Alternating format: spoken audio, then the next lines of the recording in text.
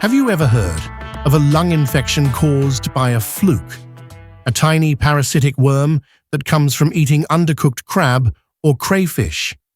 This mysterious infection is called Paragonimiasis, and today we'll uncover what it is, how it spreads, and how to prevent it. Stay tuned, because this story starts deep in the rivers and ends up in your lungs. Paragonimiasis is a parasitic disease caused by the lung fluke, mainly Paragonimus westermani. These are flatworms that infect the lungs, causing symptoms that look a lot like tuberculosis or pneumonia, which often leads to confusion and misdiagnosis. It all begins when fluke eggs from infected humans or animals reach fresh water. They hatch into larvae, infect snails, then move to crabs or crayfish.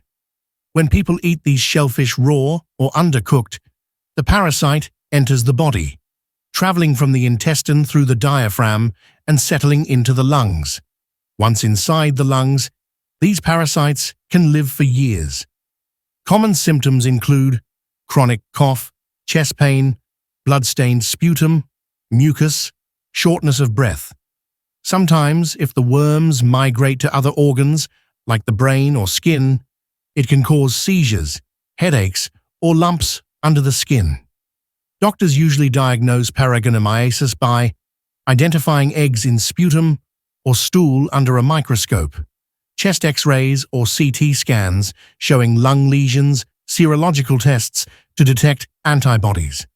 Since it mimics tuberculosis, accurate diagnosis is very important. The good news, paragonimiasis is curable. The drug praziquantel is the treatment of choice. It kills the flukes effectively. Early treatment prevents complications and long-term damage. Prevention is simple but powerful.